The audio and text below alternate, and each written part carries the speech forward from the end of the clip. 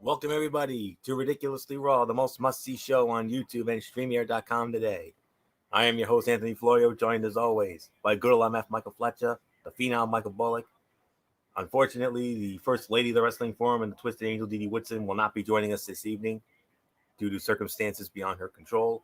Hopefully, we'll have her back with us on Friday night. But for right now, apologies for the delay. Had a minor technical issue, but thankfully it's okay now. So Monday Night Raw, the go-home show for the Elimination Chamber this Sunday night on the WWE Network. And was it the best of shows? Honestly, no. But it was definitely a newsworthy show in a lot of ways. And with that being said, let's dive right on in. Started it off with a Miz TV segment. Miz's guest was the WWE Champion Drew McIntyre. And Miz just kept running his mouth over and over and over again. And then Drew just barked at him saying, "Will you shut up?" And then Miz just kept pushing Drew's buttons. And then Drew McIntyre gives him a cocoa butt, that Glasgow kiss headbutt, and knocked him out. But then Miz came back and then Miz dropped the bomb, because the Miz went on to say, "I am removing myself from the Elimination Chamber match." Well, he's got every right to, because he's got the Money in the Bank briefcase. And that's exactly what happened. So there you go. Miz voluntarily removes himself from the Elimination Chamber match. So we need a new entrant to replace him. We'll get into that in just a moment. But all in all, wow. These Miz tough guy promos lose their effectiveness when he is busy making rap videos with John Morrison and getting run over as a mid-card comedy act. That this entire segment existed to get to that tired promo did not help its overall rating in the slightest. What prevented it from garnering, an above-average rating was the fact that WWE Creative finally embraced logic. Why in the hell would Miz subject himself to the unforgiving confines of the Elimination Chamber when he could cash in on the beaten, battered winner? It made sense that a guy who fancies himself a master manipulator would exorcise himself from that situation, sit back and wait for his opportunity. If this did nothing else, it at least tied up that loose end. Now, there was a dirt sheet that came out saying that earlier in the day, saying that there was going to be some sort of big change coming. And I guess we found that change. So there you go, guys. The first newsworthy moment of the night.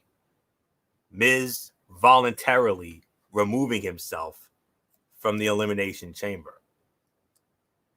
MF, Bullock, do you guys want to get into this, or we can just move on if you want? It's okay. The segment was not all that great. Yeah, segment was not all that great, but I will say this, is that it was a little bit of a shocking decision that The Miz has removed himself from Money in the Bank, but I get it. It's actually, from the chamber, but still, the logic makes a lot of sense. You wait for your moment, and if Miz is smart, yeah, you do pick the bones, and you wait to see who comes out of it at the end. But be careful, Miz, because you also got to remember there's another guy waiting in the wings who has a decision to make, and that's Edge. Mm-hmm. Here's the problem. Yes, you're the WWE champion, but you make yourself an easy target for the rated R superstar. He could pick you, battle you at WrestleMania. You end up becoming a transitional champion. Real easy. So be careful what you do, Miz, because your decision could come back to haunt you down the line. You don't know that. Nothing more to say, Florio, it's yours. All right. Michael Bullock, do you have a quick comment, or you can move on if you want? It's all right. I think Fletch pretty much spoke for me. I pretty much have the same sentiment, so let's just move on. Okay. And we're going to move on to our first match of the night, a 6-man tag team matchup. Riddle, Lince Dorado, and Grand Metalik against MVP and the Raw Tag Team Champions, Cedric Alexander and Shelton Benjamin, the Hurt Business. And the Babyface team wins the match 10 minutes and 10 seconds. MF, solid way to start off the action tonight. Yeah, solid way to start off the action with a 3-star match. And look, they're playing off the you could tell they're playing off the heat, they're playing off the problems, they're playing off the craziness that's been going on between Sheldon and Cedric, and their unwillingness to work as a cohesive unit has come back and blown up right in their faces. They lost a non-title match to literally Lucha House Party, and you've now opened the door for, this is, I hate to say it, championship committee moment. We just saw it here tonight, gentlemen. And maybe pre-show of Elimination Chamber, could that be your match right there for Sunday night? I don't know. 3 stars. Bullock is yours.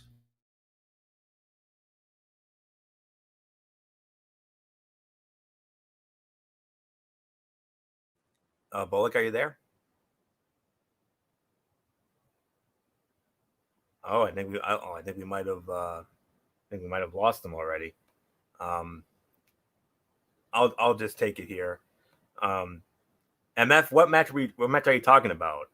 As far as kickoff show goes, where were you coming at with that? The tag team titles, the Raw tag team titles. Okay. Because you just said that Sheldon and Cedric lost. Hello, instant. But actually no. Riddle actually pinned MVP to win the bout. So I don't know about that. Maybe there is a maybe, I don't know, but if one of the Luchas had pinned Alexander or Benjamin, then absolutely, I would 100% agree with you. But considering that Riddle got the fall on MVP, I don't know. That's up in the air. But one thing we forgot to, yeah. Go ahead. One thing we forgot to mention, after the match was over, Bobby Lashley came out and he went to town on Riddle and put him in the Hurt Lock. And do you think a possible booking 101 scenario may come into play here? I don't know what type of booking 101 you can do. I mean, Riddle's been getting his butt kicked by Bobby Lashley. Lashley's now this destroyer attitude, which I'm really loving, because he's finally acting like the Bobby Lashley he should have been all along. Amen.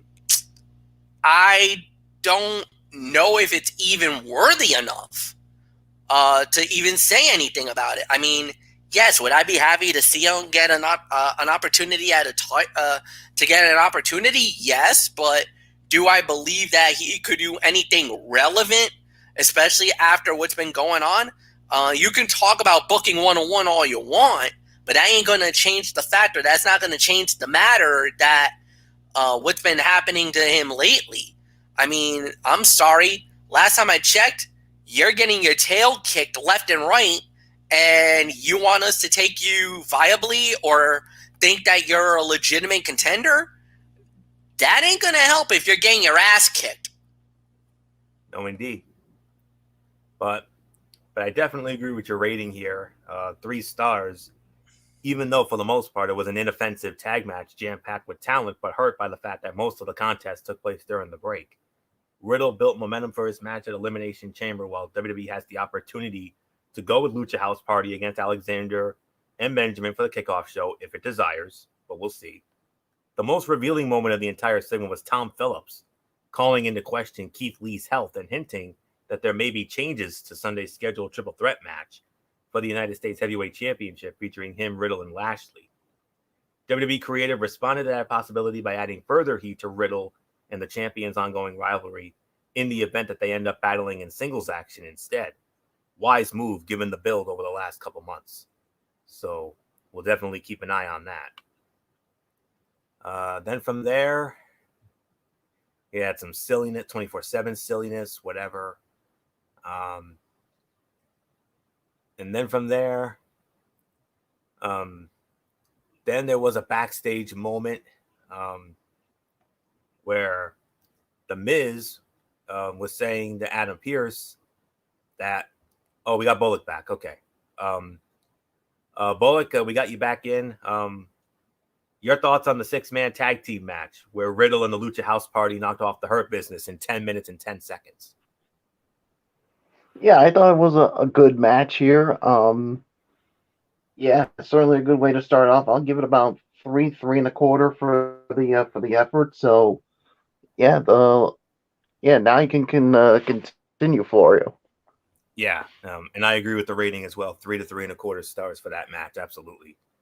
I would probably say maybe second best fight of the night on this night. Then we had, like I said, the backstage moment where The Miz was trying to lobby for John Morrison to take his spot in the chamber with Adam Pearce. But then, out of nowhere, here come Kofi Kingston and Xavier Woods. And Kofi pleaded his case to Adam Pearce, saying that I should be in the chamber match. And then they got into a brouhaha. Adam Pearce broke it up, and they said, all right, here's what we're going to do. Kofi Kingston versus The Miz. Miz, if you win, John Morrison gets your spot. But if Kofi wins, then Kofi gets the spot. And by the way, correction, that 6-man tag was the third best fight of the night. So we'll get into that Kofi Miz match in a bit. But here comes the next bomb, the next newsworthy moment of the night. Women's tag team action, Raw Women's Champion Asuka and Charlotte Flair squaring off against Peyton Royce and Lacey Evans, Ric Flair in their corner. The fight went to a no contest. Lacey, or I should say Charlotte, was trying to get her hands on Lacey, and then Lacey dropped the ultimate nuke. I'm pregnant. And we looked into this, and gentlemen, and all you out there, it's legit. It is legit. Yes, MF. No, I was just gonna wait. You can go ahead. I'm right. just waiting. Oh, okay.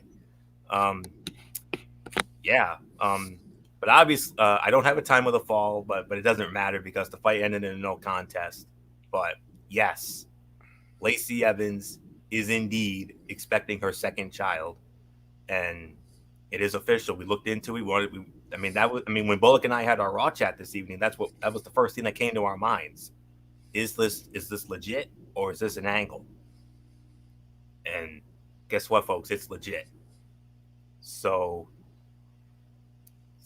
considering that this match ended in a no contest, I'm gonna waive the usual rotation and I'm gonna open forum this. And I know MF, you're chomping at the bits here. So MF, what do you know about this? Well, it's not that I'm chomping at the bit with this news, but the thing was that, like you said, we all were wondering, wait a minute, is this true? Is this not true? What's going on?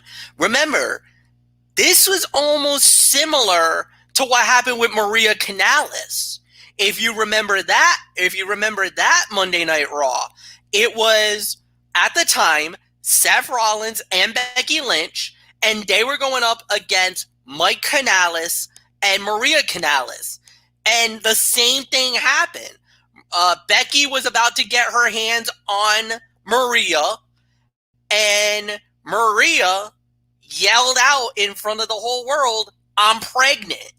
And Becky kind of at first was like, well, wait a minute, let me see, let me check.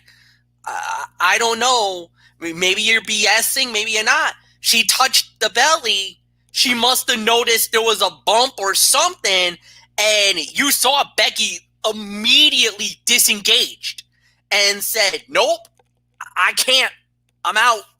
I'm definitely out now. She's legit. It's pregnant. And again, a lot of people at first was thinking, wait a minute, what's going on? Is it true? Is it not?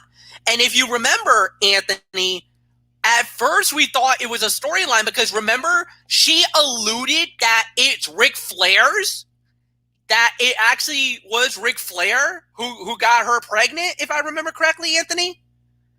Didn't she say that? Or what? Or is that? Yeah, they're going to incorporate this into a storyline, saying that that the child will indeed be Ric Flair's. I mean, and that's going to make for some very interesting television. I mean, Lacey Evans only 30 years old, Ric Flair 71, going on 72. Yeah, so you got that angle going on, and you're like, wait a minute, what? That's why a lot of people at first was thinking, oh my God, this is an angle, this is an angle. No, it's not, y'all. Thanks to Derek Ferreira and the crack research staff of the Wrestling Forum, we were able to find out that no, this is not an angle. She was legitly pregnant. We found out a little bit later on. We found out almost I want to say an hour after the announcement that she was pregnant. We found out from a very reliable source that her husband, now this is Lacey Evans' husband, he confirmed that she is legitly pregnant. And so obviously the big word we would say is congratulations to Lacey, congratulations to her husband, and congratulations to her daughter. Now she becomes a big sister. She might be a big sister or a big brother. She might have a little sister or a little brother that she's going to be able to take care of now. And for Lacey, this is a great moment. Now, I get it. If you're WWE, you're saying this is horrible timing for this to happen. But natural things happen in everyday life, and this is something that needs to be celebrated. It's a blessing. It's an incredible moment. But I know, and I get it. If you're in WWE, this is why you're absolutely scrambling right about now, because you're thinking, oh my God, this was Lacey, because maybe Lacey could have won the title on Sunday night. You don't know. There's a very good possibility they probably had Lacey possibly winning the belt on Sunday night over Asuka, developing the rivalry with Charlotte, and have them fight for the women's title at WrestleMania. All those plans now go out the door because you just lost Lacey Evans. So the other interesting part is, think about this. Asuka was supposed to get into a rivalry with Becky Lynch. Becky got pregnant. And consequently, Asuka ended up getting the Raw Women's title on top of it. Now, Asuka was supposed to fight Lacey this Sunday night. And now Lacey ended up getting pregnant. It's weird. It's so weird. And now a lot of people is like, okay, so now what? There's already two candidates right off the top of my head that I can already say it could be. Honestly. Alexa Bliss, and you let her go after Asuka one more time, or do you pull the trigger and have Charlotte Flair go after her? Now, I know a lot of people will start saying, no, don't do Charlotte. We know what happens if Charlotte gets the opportunity. She probably is going to win the belt. Granted, I get it. And I completely and utterly understand your sentiment, because I'm feeling that same wavelength as you guys are right about now. But WWE is going to have to make a very, very, very difficult decision right about now, because a storyline that they had going possibly into WrestleMania has now been blown to bits with this incredible news here tonight. Don't take nothing away from it. It's a great moment. It's a historical moment, and it's a moment that very few times we get to see in wrestling. But this is literally the third time. Well, no. How many times have we heard the pregnancy on Monday Night Raw? Oh, God. Man. Mae Young. Oh, God. Yeah. I'm sorry. I'm sorry. I had to. I couldn't help myself on that, but it did happen. It did happen on a Monday Night Raw. Mae Young pregnant with Mark Henry's. Stephanie. Setting up the legendary Triple H divorce. Yep. You had that. Scary angle. Of course, Maria Kanellis. And then Becky Lynch.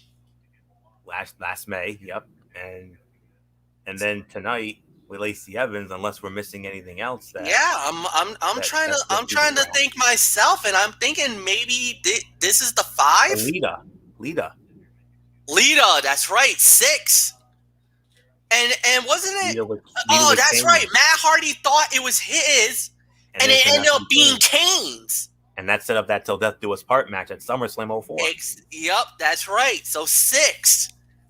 Wow. So we got 6. And yeah. So great moment. Congratulations to Lacey and the family for baby number 2. We wish you nothing but the best.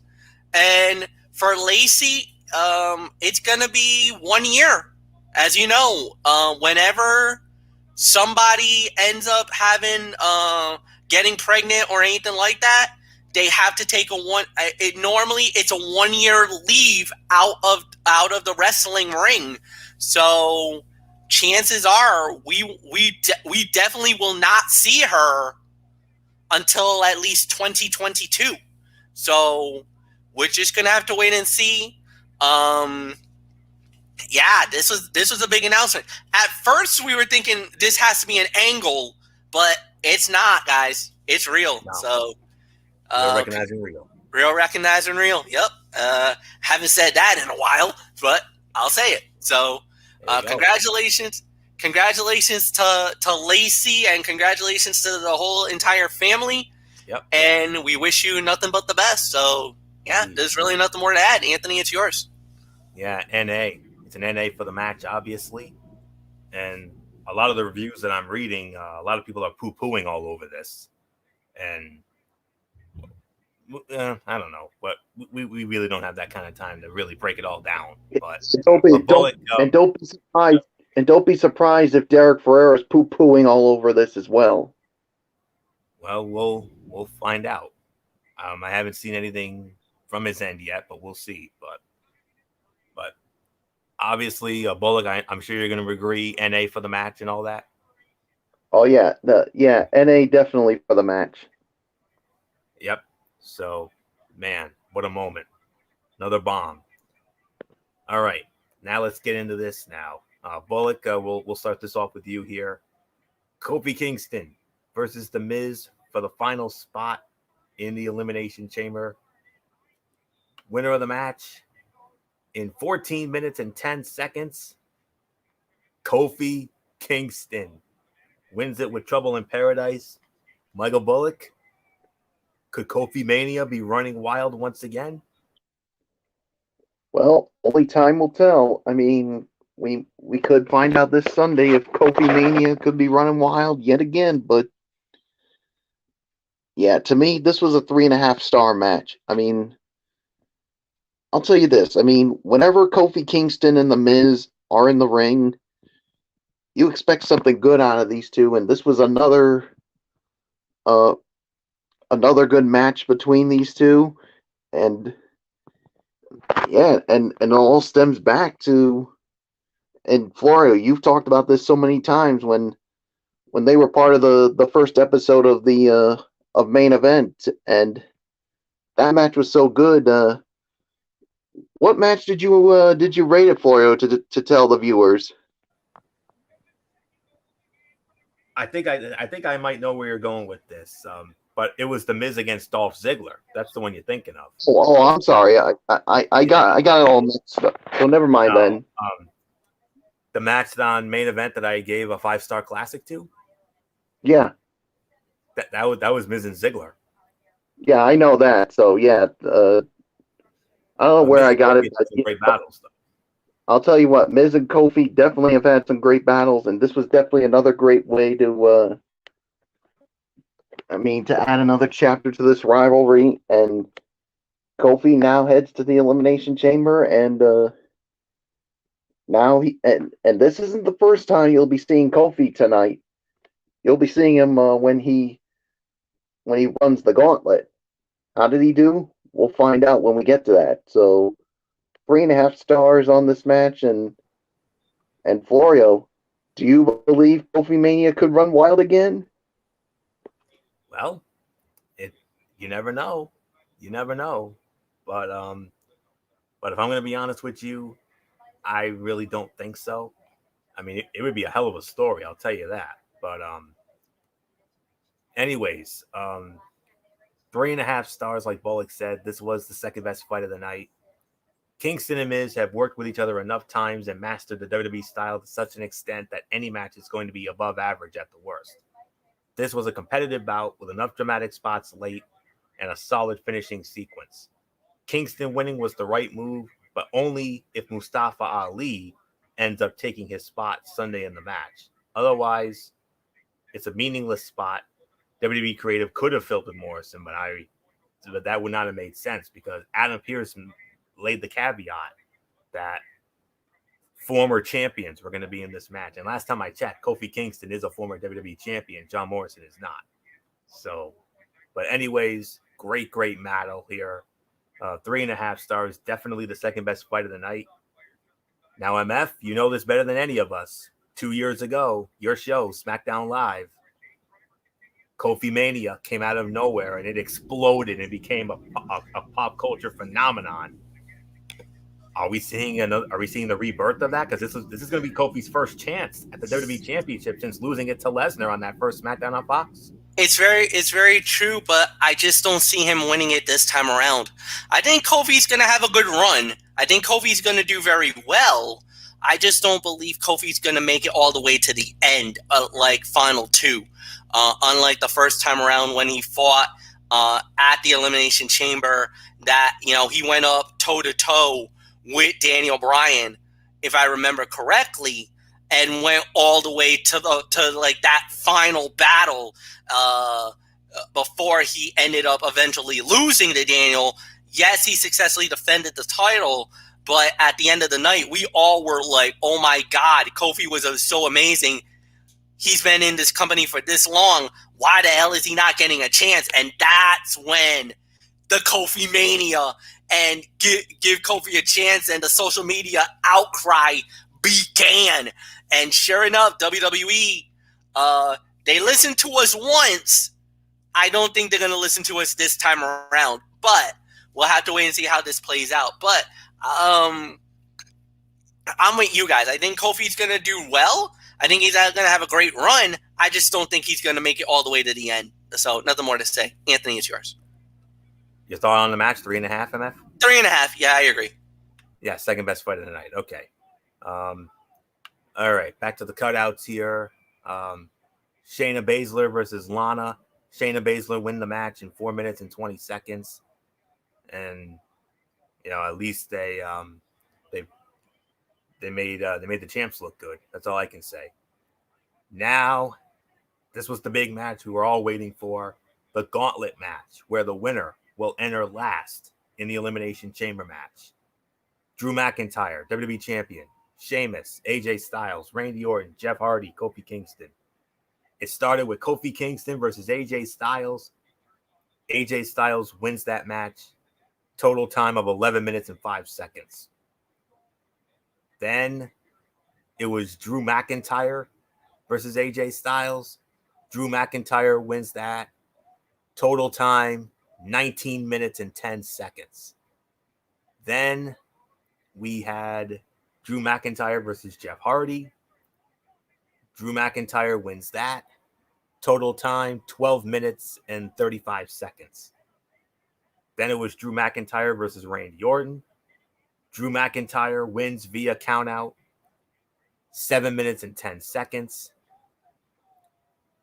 Because of the Alexa Bliss hocus pocus stuff with the Fiend and all that. And then it came down to Drew McIntyre and Sheamus. And when all was said and done, total time of 6 minutes and 45 seconds and an overall time of 55 minutes and 45 seconds. The winner of the gauntlet and entering last in this Sunday night's Elimination Chamber match, the Celtic Warrior Sheamus. Whew. There's nothing left to see, guys. This was indeed the fight of the night. I got to give this between 4.25 and 4.5 stars. I mean, absolutely amazing. I mean, it was well worked. It filled that final hour, and it held our interest. And I mean, the last couple of matches, once Orton and Sheamus got in there, that it definitely took away from a little bit. But the first 3 matches, especially Drew and Kofi and Kofi and AJ and Drew and AJ, those were the 2 big ones.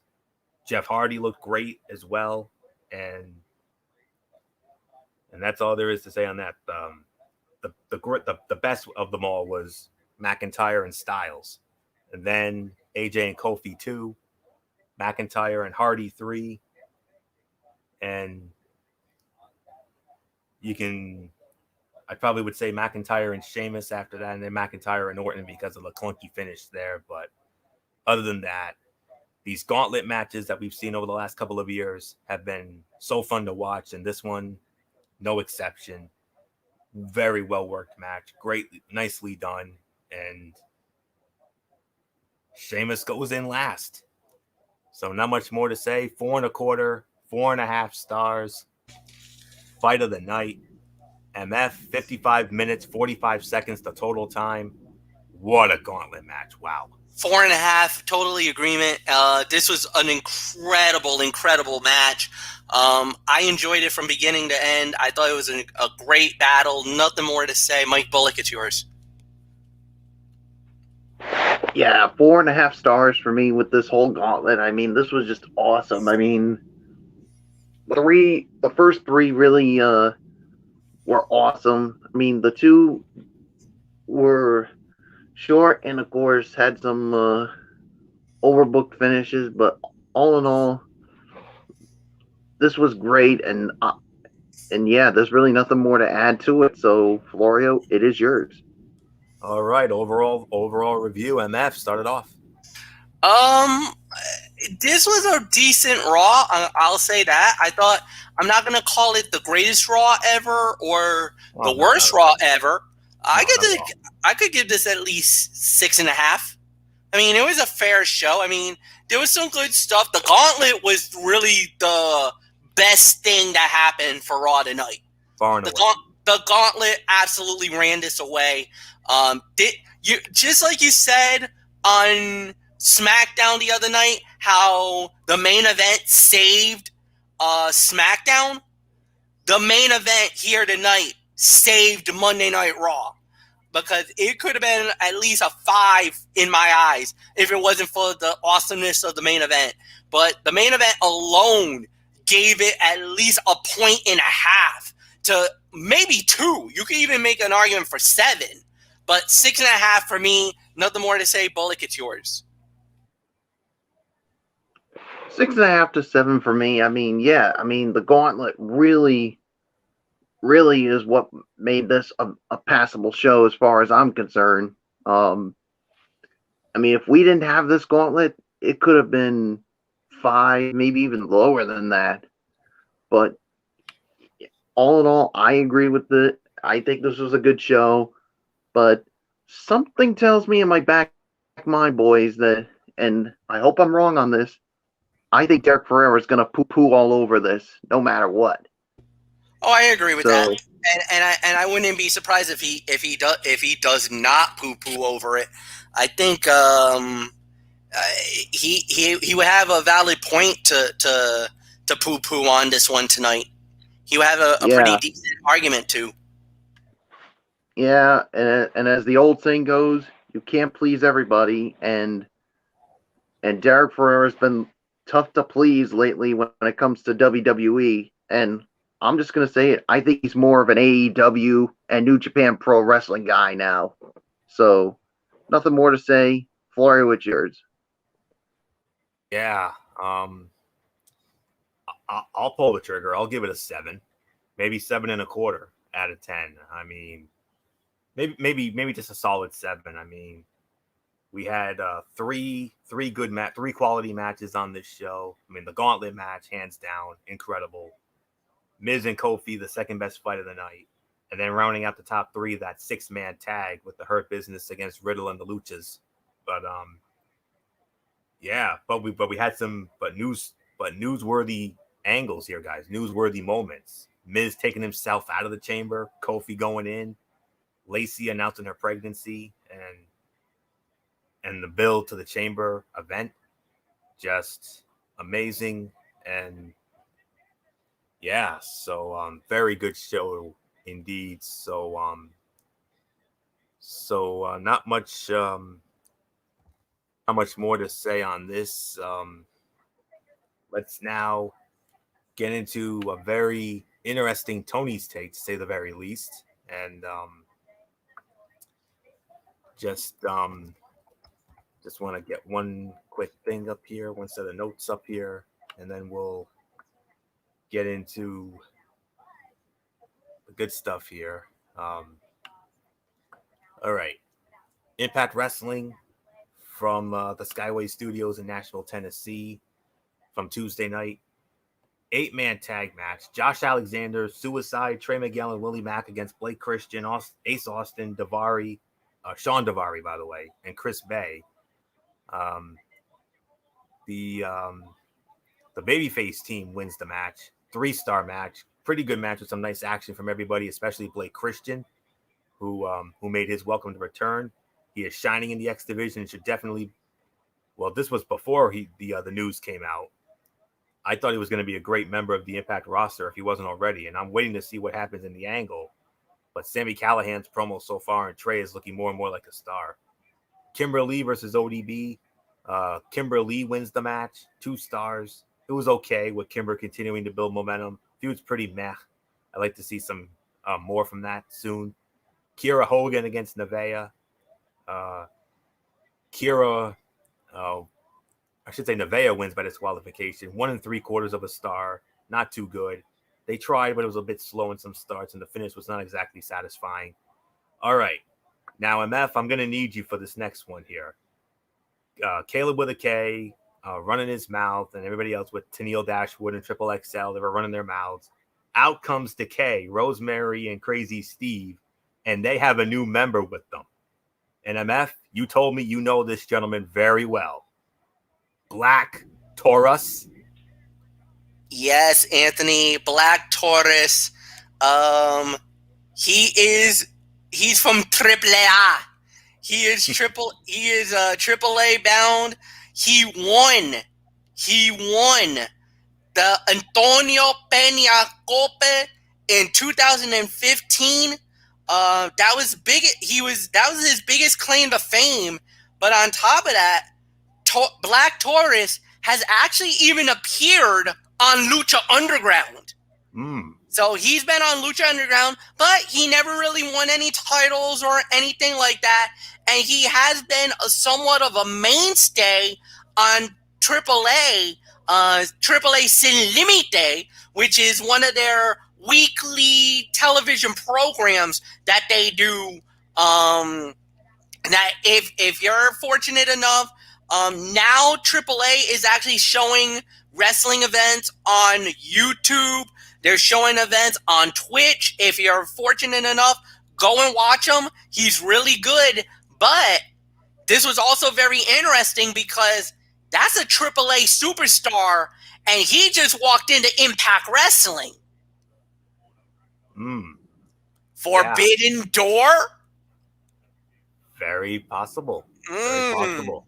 So, but yeah, don't go too far, MF, because I'm going to need some more of that 96, 97 JR knowledge, if you know what I mean, in a little bit. So, Black Taurus won the match. That was fun. And it was fun for me. I've never seen this guy work. Obviously, MF, you've seen him work a number of times in Mexico. But I'm going to tell you something that you already know. After what I saw, Taurus is an absolute killer and is a terrifying combo with Decay. That's all there is to say on that. Main event of the evening, World Tag Team Championship on the line. The Good Brothers defending against Chris Sabin and James Storm. I think the fight got thrown out. Wasn't too much of a match, just continuing the 3-team feud. Matt Hardy and the Private Party came out. And so 6 out of 10, solid episode of Impact, advancing storylines towards No Surrender, which is pretty well built. It was an upgrade from the previous week, and I think the general direction looks solid. No Surrender should be interesting, particularly the headlining title bout. Solid show this week, and it's still leaving me wanting more in the match department. So it was a 6 out of 10 for that. I'll get back to Impact in just a moment. Quickly get into 205 Live. Mansoor and Ashante, the Adonis, against Chase Parker of Everrise and Samir Singh of the Bollywood Boys. They're calling themselves Bolly Rise. Oh, give me a break. Ashante, the Adonis, and Mansoor win the match 7 minutes and 44 seconds. Just a standard tag bout that picked up a bit in the final minute or so. Mansoor remains undefeated, and Bolly Rise continue to bicker at each other, 2 stars. And then Jake Atlas against Tony Nese. And Jake Atlas, in an even 10 minutes, wins the match. 2 3/4 of a star. Pretty good as you would expect. The ending was predictable once Arya Daivari made his entrance. But at least the babyface had backup, which likely sets up a tag match in the coming weeks. 6.5 out of 10. Perfectly acceptable addition of 205 Live with a standard tag match to open and a good main event with a cliched ending to close. Not the best from the Purple brand, but they advanced some things, and it's still a solid way to spend 30 minutes. So that's all there is to say there. Then we had Saturday night. We had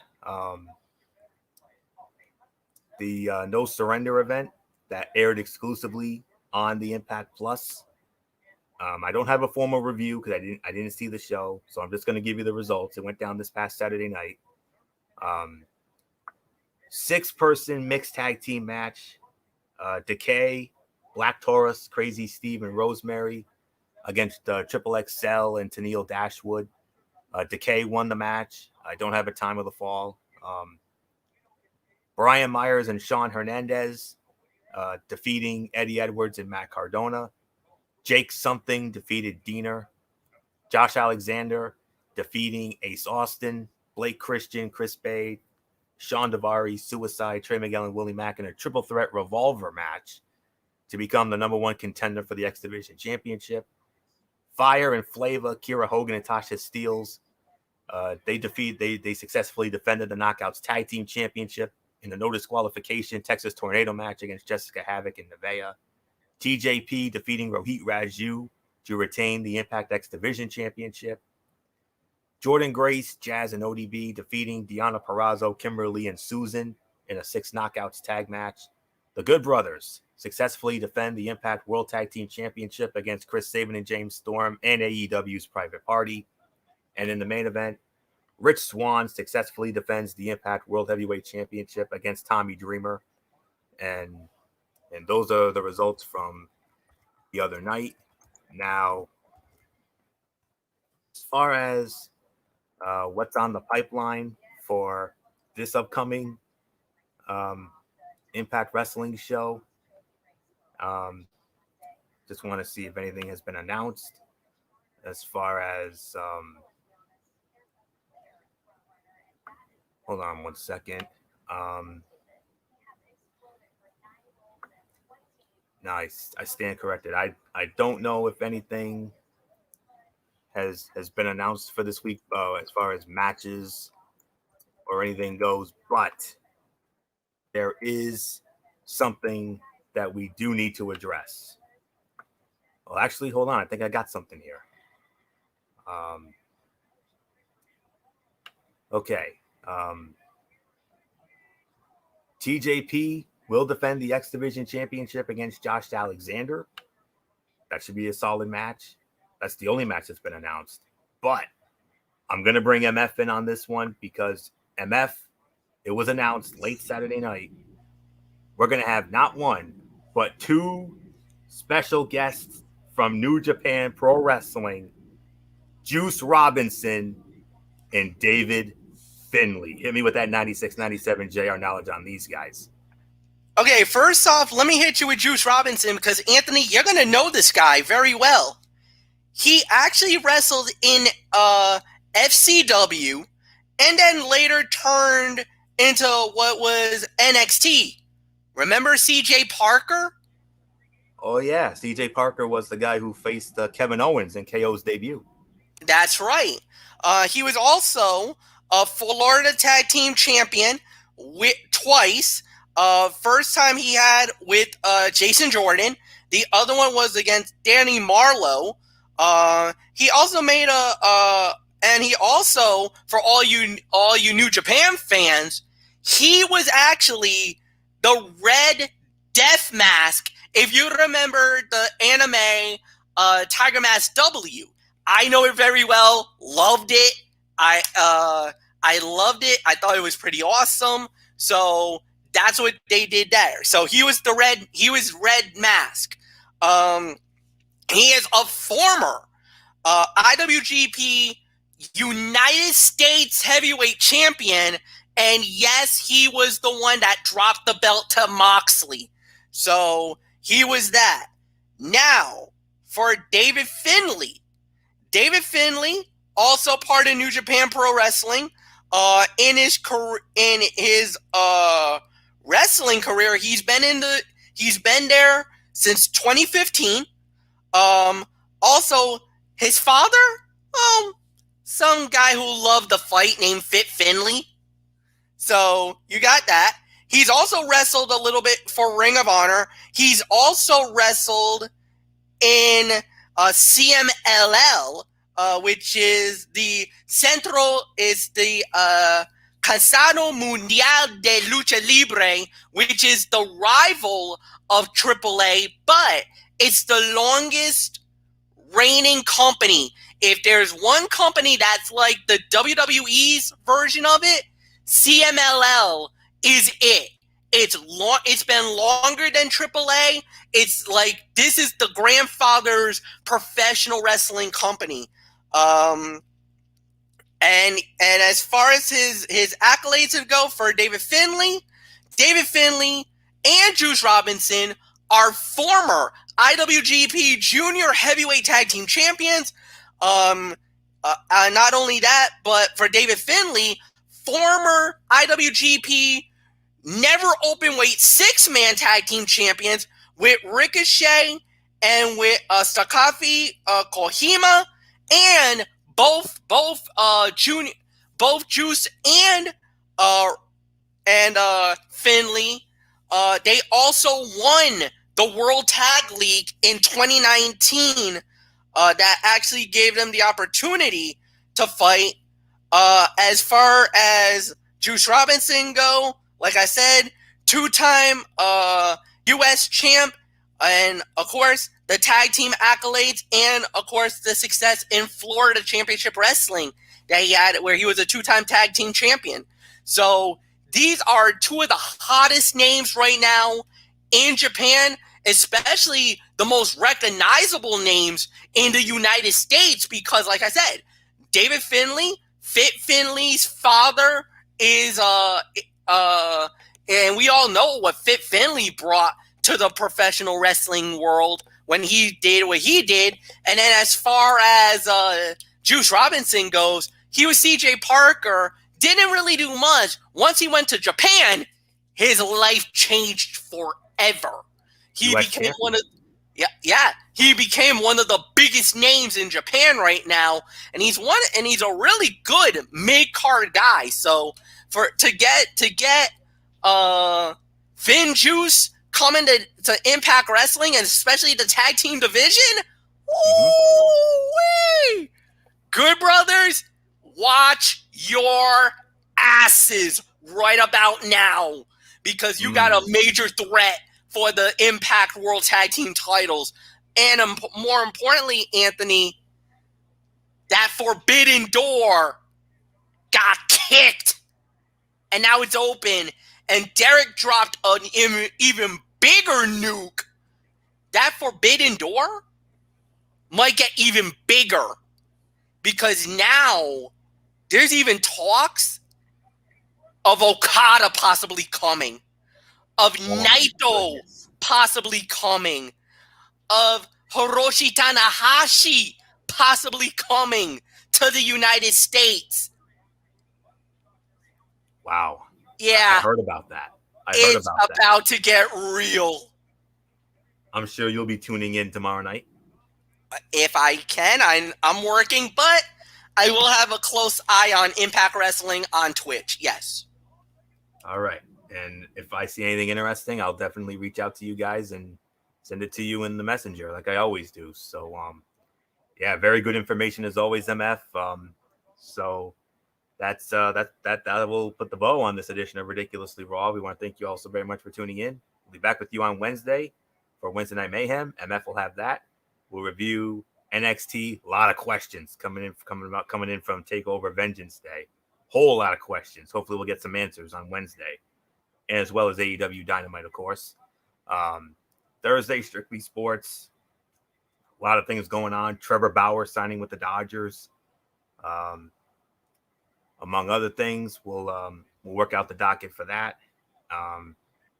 Friday, Cerebral Smack Talk. MF has that. SmackDown review, and of course our preview of the Elimination Chamber. And then Sunday night, the recap following Elimination Chamber. And then right back here next week for Ridiculously Raw, as we'll start the road to Fastlane, the final pay-per-view stop on the road to WrestleMania next month. And the first one to air on the new Peacock version of the WWE Network. So keep that in mind. So that's it. So until Wednesday, for Wednesday Night Mayhem, Anthony Floyer here, signing off from my elite panel. Good old MF Michael Fletcher, the Phenom Michael Bullock, and in spirit, the Twisted Angel D.D. Woodson, and always in forever, FKG 401 Derek Forever. You know the routine, everybody. Thumbs up. Talk to you later. Yeah, throw the Fortune 4 style. Bye for now, my friends. God bless. Be good to each other. Have a blessed couple of days. And until Wednesday night for Wednesday Night Mayhem, you've been watching Ridiculously Raw right here on the Tone 25 on YouTube and StreamYard.com. And remember, my friends, beyond anything else, wrestling is indeed actually real. For everybody who's been a part of this one, for now, Anthony Floyo, so long. Bye, everybody. Bye.